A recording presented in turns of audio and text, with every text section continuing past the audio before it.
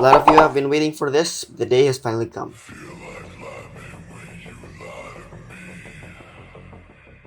Okay, so before we jump to making the skill tree, I'll need to explain how the system works. Here's my diagram for the skill tree. It's based on the game Your Bizarre Adventure. This skill tree must be held in the ability module. So this is my planned skill tree for the stand star platinum. The skill tree table must be held in the star platinum module. And every skill tree must also have a starting point, as you can see right here. And let's call these skills starting point, strength 1, strength 2, strength 3, beat down, time stop, nodes. Let's call these nodes. And when you try to buy a node, you must check whether the player has owned the previous node or not. We can't let the player skip a node. And whether the player has enough skill points for the node or not. And once the node has been bought, we'll insert the node inside of a newly created data in profile service named owned stand nodes for stand nodes and owned spec nodes for spec nodes.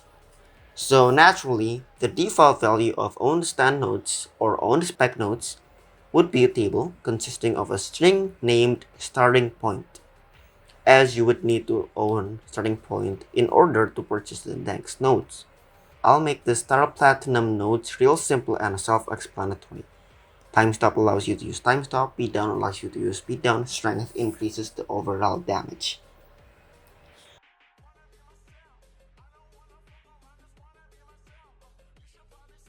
In Studio, open up Stand Data Store and add 3 new values instead of the profile templates. Skill points, own stand nodes, and own spec nodes.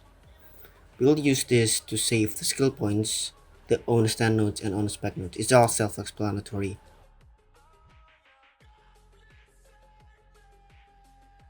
Then open up the stand module that you want to add a skill tree for. For me, I want to open up Star Platinum. Then create a new value inside of the module for the skill tree. Make it a table. The table should have an index and a value. The index is the current node of the skill tree, so the first index should be obviously starting point. So the value inside of starting point is a table consisting of a single string for the next node, which is strength 1, because the only node that comes after starting point is strength 1. Then keep doing the same until strength 3, which has 2 paths that come right after it. So place 2 strings, beat down, and time stop. Now, if the nodes end there, you still need to add indexes for the beat down and time stop, but because there's no nodes that come right after it, you just make the table empty. Now, the reason why I made it a table is to be able to use for the branches of the skill tree. Like how there are 2 paths right after strength 3, which is time stop and beat down. Now, what about the prices for the node? Well, we can just turn these strings into indexes and add a value for the cost of the node. Strength 1 costs 1 skill point, strength 2 costs 2 skill points, and so on. Oh, here I accidentally cut the part where I added the cost for the time stop, but I made it 5 skill points. Instead of the folder named modules, we'll use this module to handle skill trees. These modules will have 3 main functions. Find cost, to find the cost of the selected node, and also to check whether the player has owned the node or not. Purchase node uses the function find node to check whether the player has owned the previous node or not. And in this function, it checks whether the player has enough skill points to purchase the node or not. If it does, it would insert the purchase node name inside of own stand nodes or own spec nodes, depending on which one of the ability type they want to use. And we'll add another function, reset points, to reset the points, and also require profiles to get access to the player's data. Now require no server skill handler to access the player's current stand or specs module to get the skill tree of the stand or spec. Add 3 parameters to the purchase node function: player, ability type, which is a string. The value that needs to be passed in has to be either stand or spec, the string, stand or spec. And then node, the selected node that they are trying to buy. Make a profile variable to access the player's profile. Make an owned nodes variable to access the player's own stand node or own spec node. In this case, we want it to be dynamic and it can be used for both. So we'll index the profile's data with owned, the ability type, and nodes. So that's the purpose of the ability type. As you can see inside of Nori server, the module required moveset handler and added an index inside of moveset handler named moveset holders. The moveset holder has a value which is table, has an index of the moveset holder's name, which is the stand and spec folder. The value of the moveset holder's name is stand or spec, and it also has another index and value. The index is the ability's name, like Star Platinum or Boxing or Monkey Supreme and whatnot. The value is the required ability, which is a table containing all the functions, the skill tree, everything. That's why we need to require Nori's moveset handler, because we need to get the skill tree. Here we'll make a variable moveset holder to get access to the stand holder and spec holder, but we'll also need to get the ability. So we'll need to enter either the stand or spec. So we'll index the ability type, and now we have access to the stand or spec. But we need to access the ability, so we'll index profile data and index stand or spec to get the ability. So we'll just index the ability type, but it's not that simple actually, because we need to access stand holder and spec holder, and we can't just index stand or spec because we need to index stand skills and spec skills with the first letter being uncapitalized. So we'll have to string lower the ability type and then concatenate it with the skills. Next, we'll check whether the player has an ability or not. If they don't, then we'll return, because maybe, let's say the player somehow could glitch into the skill menu, the skill tree menu, and they could be getting skills without even owning the ability, without owning the stand, without owning the spec. It would be useless, but it's still a bug that we need to prevent nonetheless. Now make a variable to get a skill tree. Then make a cost variable from the findCost function. We're going to be adding 3 parameters, owned nodes, to check which nodes have already been owned, the skill tree, the ability skill tree, the node, the selected node that needs to be bought, that is to be bought. And then we'll return the skill point cost in findCost if the conditions have been met in the findCost function, which I will explain later. Then let's subtract our skill points with the cost of the node or the skill, and then we'll insert the bought node to the owned nodes. We'll wrap these 2 lines that we have added inside of an if statement, checking whether we have enough skill points or not. Because the findCost function can return nothing, so wrap that if statement again inside of another if statement, if cost, to make sure the code only runs when findCost returns a value, and make the function return true if the purchase is successful and return nothing if it isn't. And we also want to make sure to only subtract our skill points if we hadn't owned the skill already by using table.find. We'll now script the findCost function. As you can see from the skill tree structure, the skill tree table consists of an index, which is the current node, and the value, which is a table that has an index as the next node and the cost of that node. So let's loop through the skill trees using pairs. I is the current node and value is the next node and its cost. We'll then check whether we owned the current node or not. I is node, index is node. Let's then do another loop, looping through the value because it's a table. Name the index skill and the value cost. We need to make sure to only return the cost only if we own the previous nodes, and the node is the node we wanted that is passed in the parameter. So we check whether the node is the node in the parameter or not.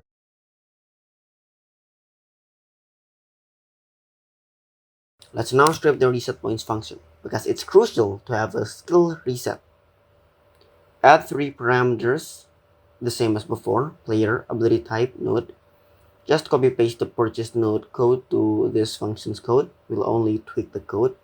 We're going to keep track of every skill or node's cost that is purchased by the player by making a variable named total points. We'll start off from 0 and increment more from there. Remove the lines from the cost variable to the cost if statement. We're now going to loop through the ability skill tree. Make the index underscore as we don't need to access it and the value as node. What we're trying to do is check every single node inside of skill tree and check if we already own it. If we do, we'll increment the cost to the variable total cost. And because starting point doesn't have a cost, we'll have to only continue with the code if the current node is not the starting point. To find the cost, we'll just have to call the findCost function, pass in the necessary parameters, and place it inside of variable cost. And then we'll only increment the total points if the findCost function returned a cost and we own it in the owned nodes table, which is a bit redundant, but that's fine. Outside of the loop, increment our skill points with the total cost, and let's not forget to remove the purchased nodes from the owned nodes table. Without it, players could just get skills, reset their skill points, and then they could still own the skills. That's just an exploit. An easy way to do this is set it to a table that only contains string starting point, instead of manually removing the values. Add a new script inside of the server script service. We'll use this to handle the purchasing of nodes. Add a new remote event in replicated storage. Name it node. We'll use this remote event to communicate to the script we had just created. Name the script skill tree server. Require profiles and the skill tree handler. Node to get the remote event. Connect nodes on the server event with function. Add 3 parameters, player, ability type, and node, pretty much the same as the purchase node parameters. Call the purchase node function and put in the necessary parameters, player, ability type, and node. And then put that inside of a variable to get the returned value. We then check whether we received any value or not. And if we have received the value, we'll then fire update data to the player that made this request with the updated data. Then get the profile of the player. Now we can focus on the front end of the skill tree, the actual skill tree with the hexagons and whatnot. Because we're basing this off of YBA, just insert the hexagon from the toolbox into the workspace. So here's what YBA skill trees look like. They're just hexagons connected with beams. Now we'll need folders to organize these skill trees, as we'll have multiple stands and specs. So that means multiple skill trees. Create a folder in the workspace named skill trees with 2 folders instead of it being stand and spec. Now these folders will have folders of the ability skill trees, like boxing skill tree or star platinum skill tree. Then place the hexagon inside of the ability skill tree folder. Name the hexagon the name of the node, because the first node is starting point. Name the hexagon starting point. Now whenever we press the node, an information pops up with the name of the skill, description, the cost, and whenever we buy these nodes would glow a custom color. So we need a system to do this and make it easily customizable. That's why we'll be using attributes. Add a cost attribute with a type integer. The reason I'm doing an attribute for cost instead of trying to get the cost from a script is for convenience, because the client has no access to the skill tree as they are held in the server. Next, add attribute description, add attribute color, and make the type color 3 for the glow effect of the hexagons. Inside of the hexagon, add beams and attachment. Now duplicate the hexagon and just shape the skill tree the way you want. And for the beams, we aren't going to use the starting points beam. Instead, we are going to use the beams that come right after it. And set the attachment 0 to its own and attachment 1 to the previous part's attachment, and so on. This way, it'll be easier to code, because if we started from the starting point, then the beams would have to go backwards, and finding the beam in the script would be way harder because we need to find the previous node.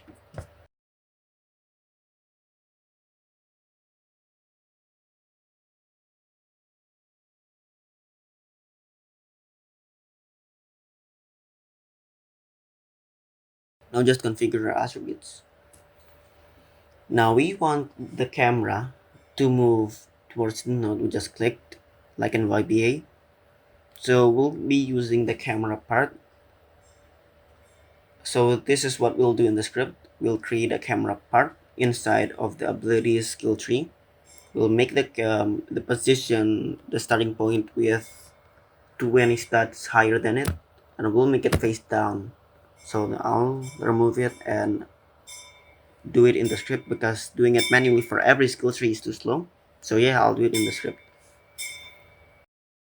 Now, how do you implement the skill trees and abilities? Is a question you might be asking. How do you make it so you can't use time stop when type stop isn't unlocked? Or something like that. Well, all you need to do is just require profiles, get the player, make sure the player exists, then get the profile data.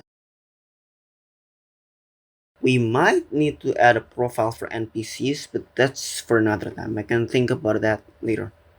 But for now, NPCs would have access to everything.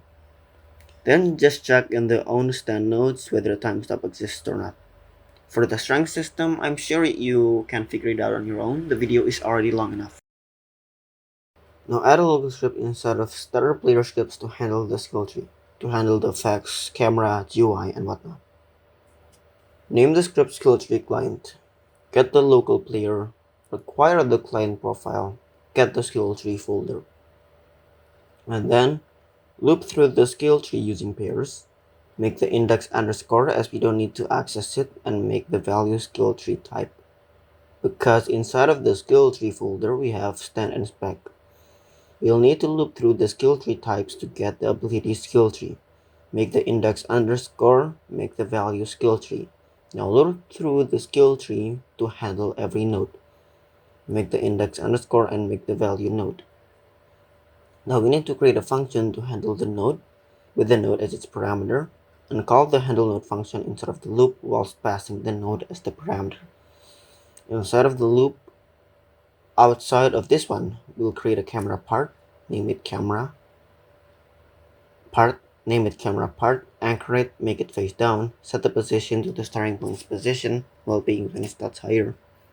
Disable cast shadow and set the parent to the skill tree. Add two parameters to handle the node function, ability type, and part. And in the called handle node function, pass in those two parameters. We'll create a variable for the ability type as the ability type skill tree folder's name.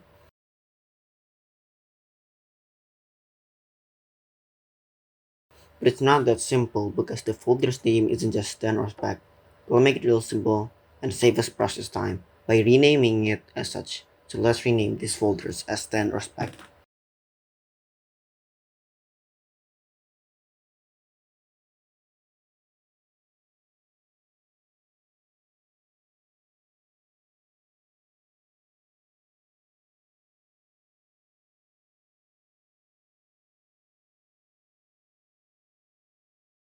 In the handle node function, make sure the part isn't a camera part because the camera part is not a node. We wouldn't want it to be able to be clicked, we wouldn't want it to glow and such. Then just get the original color from the part's current color, the highlight color from the attribute color, and a variable for the beam's color. And because beams use color sequences instead of regular colors, we'll just create a color sequence and pass the highlight color instead of the parameter. Then get the cost and description attribute, get the folder from the part's parent and the camera part. I'll move this to the top. Then get the beam and the node's name. I forgot to do it earlier, but let's add click detectors to the nodes so we could actually click it. Make the max activation distance really high. Set the cursor icon to the default cursor icon so it looks like YBA. I'll put the link in the description so you can copy and paste it there. Now just get the click detector in the script.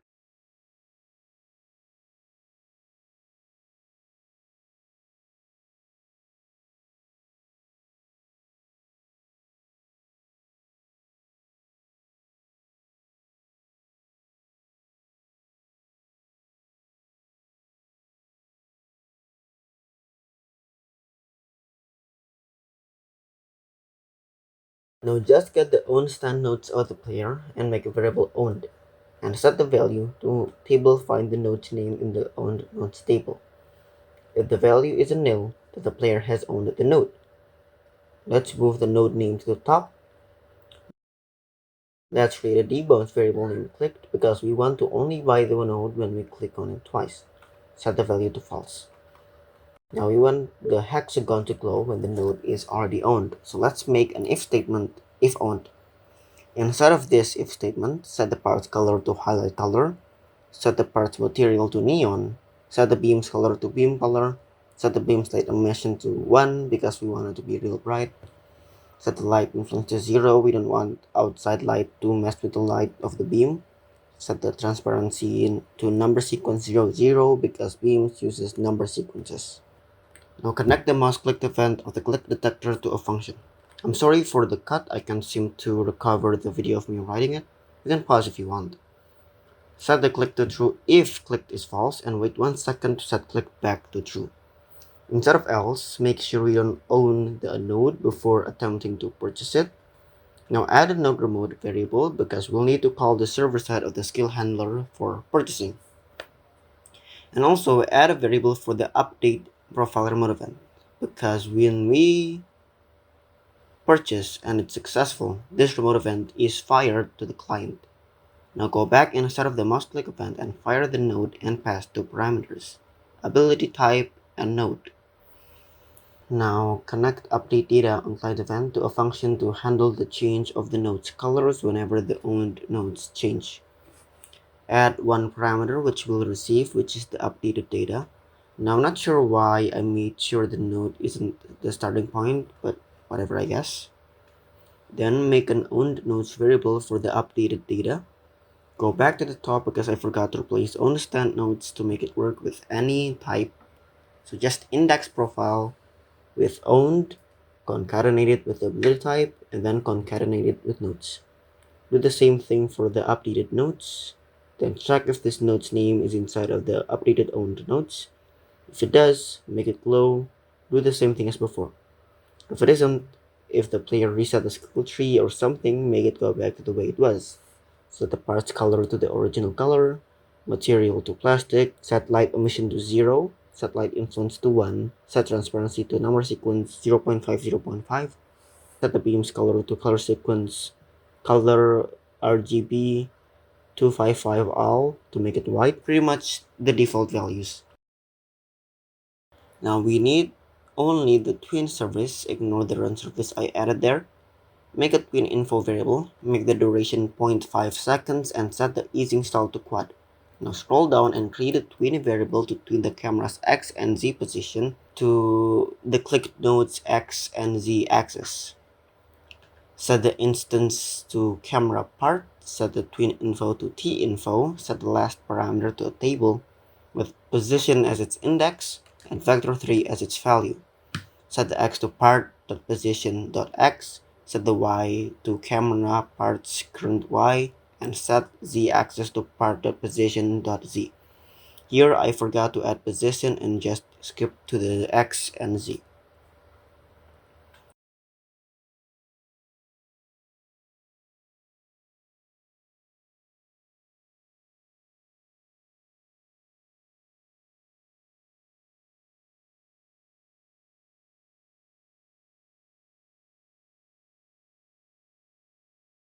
I'm going to add the updated main menu. To not waste time, I'll explain the GUIs that I've made so that you can copy it. Let me make a new folder for the skill tree GUIs and just move everything there. So here we have two text buttons, stand skill tree and spec skill tree. When clicked, it moves your camera to the stand or spec skill tree. We then have another text button for the exit to exit out of the skill tree. The skill counter, the skill point counter, which is just a text label, by the way. Here is the information frame that becomes visible when we click a node. This contains 4 frames, cost frame, description frame, footer frame, and title frame. Each of these frames having a text label. These names are self-explanatory. Now you can pause the video to make these GUIs. I'll disable the visibility of the skill info frame, skill point counter, and the exit button. Back to the skill tree local script, make a variable instead of the update data on client event for the skill points amount, because when we purchase a node, the skill point amount will surely change. And then make 3 variables, skill tree GUI, which is just a folder that contains the skill tree GUIs, skill point counter, and skill info frame. All self-explanatory. And don't forget to delete the script to wait for the client profile to be fully loaded. Just do the same thing as I did before. Now scroll down, move the skill points amount variable Now scroll down, move the skill points amount variable up, and set the skill point counters text to the variable. And to make it more clear to the player, I'll concatenate it with points to make it crisp. I'll concatenate it with points to make it crystal clear that this counter is for skill points. Now we'll make it so whenever we click a node, the information frame pops up. So let's add an if statement to make sure the node isn't the starting point, because the starting point has no information. All you need to do is set the title to the node name, set the cost to the cost variable, the description to the description variable, set visible to true, and make an else statement and set the visible to false. Now the position for the information frame is a little bit tricky because we need to convert 3D space into 2D, but there's actually a method to do this. Create a deconstructed variable, screen point and isBounds for a method that we're about to use. We're going to scroll up and make a camera variable. We need this to get our screen. Scroll back down and do camera roll to screen point and pass in the node's position instead of the parameter. What this does is convert a 3D position into a 2D position from our 2D screen in the camera. And then I forgot to set the position, which I will do later in the video.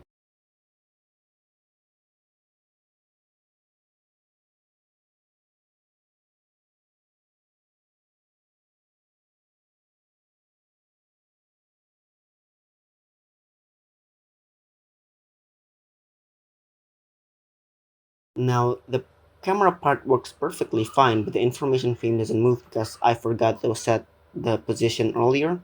So let's do that then. Set the X position to 0, set the X offset to screen point dot X plus 20, because we don't want it to be right in front of the node. I want some distance.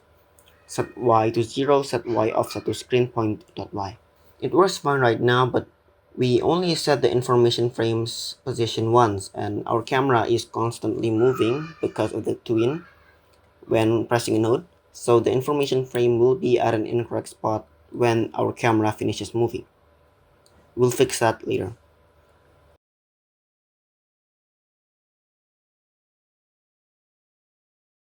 But for now, let's create a script to handle the skill tree open button. Name the script skill tree open handler, make a variable to get run service, make a variable for local player, make a variable for the client profile, make a variable for the character, make it make the value character or player.character edit wait, just in case the character hasn't been added yet. Then we just wait until the client profile is fully loaded. Now make 4 variables for the skill tree GUI folder, stand skill tree button, spec skill tree button, and exit button. Then make a variable for the camera, add 2 variables for the storage GUI folder and the storage button. Add another 2 variables for quest GUI folder and quest button. Then add 3 variables for the skill tree folder, stand skill tree folder, spec skill tree folder. Make a variable for a run service connection so that we can disconnect the connection and disable the skill tree camera movement when we exit the skill tree. Make a function to move the camera. Then connect stand skill tree button's mouse button when down event to a function. Inside of it, call the move camera function. Do the same thing for the spec skill tree button. Add a parameter in the move camera function. Pass in stand for the parameter instead of move camera. Do the same with spec. I don't think this needs any explanation. This is all pretty self-explanatory. We want it so that when we enter the skill tree menu, we don't glitch out by pressing the other GUIs. So disable the visibility of storage button, quest button, spec button, and stand button.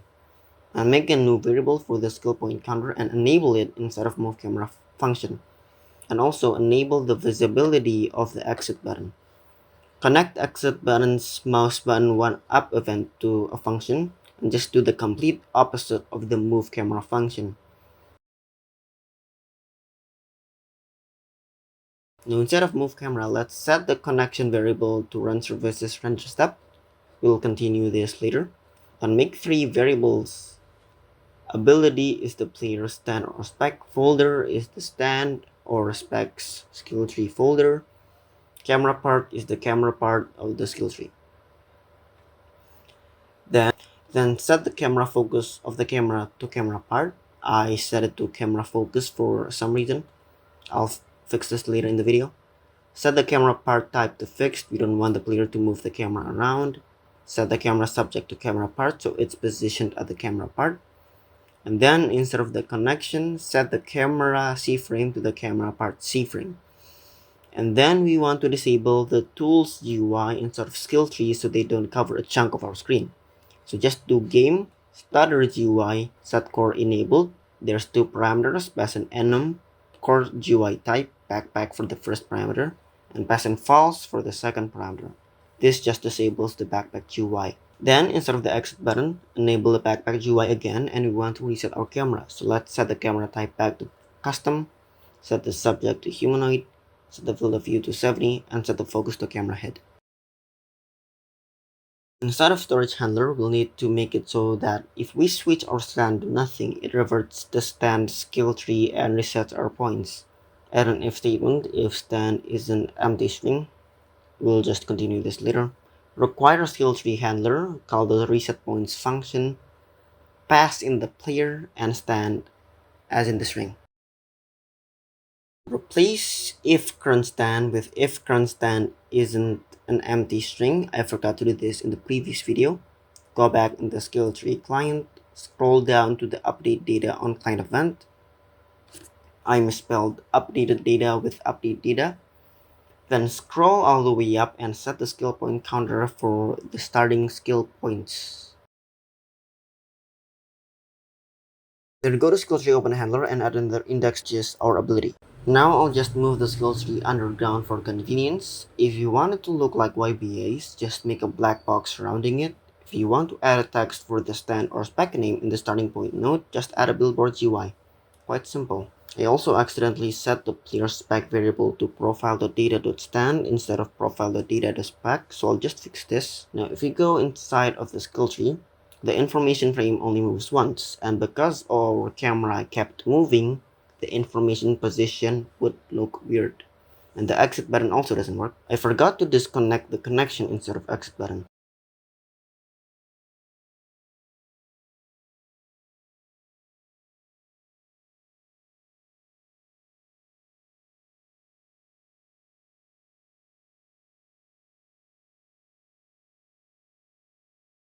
Do you notice how the information frame will always end up on the same position?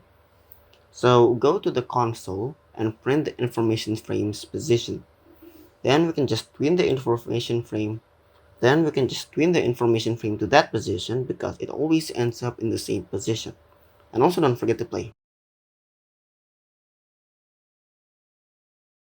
Add a variable for the skill info frame inside of the skill tree open handler because I forgot to disable its visibility when I exit.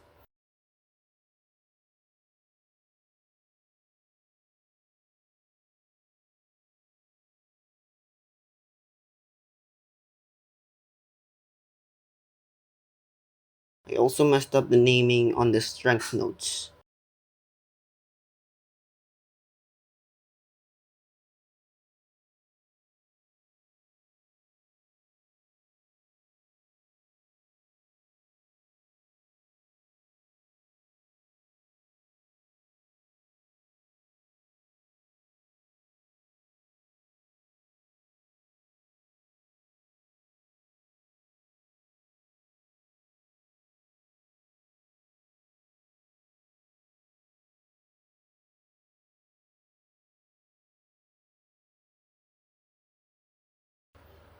Hello, future master here. So there's the problem with the skill tree. As you can see, this looks fine, but when you click the node again, you can see the information frame is slightly moving. So we need to disable this when it's still on the same node.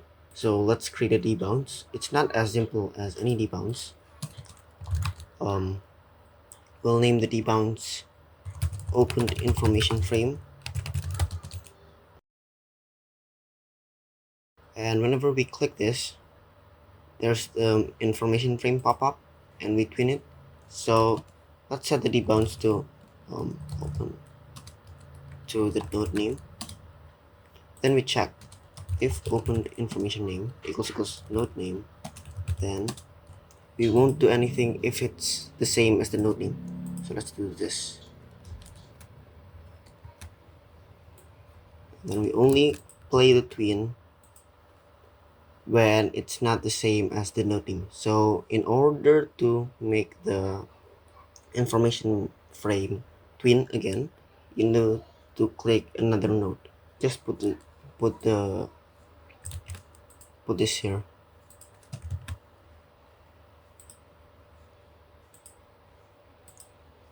There we go, it doesn't budge anymore. Alright, so that is all for the video. As you can see, it works perfectly fine. I can purchase every node, and once I unlock time stop, I can finally use time stop.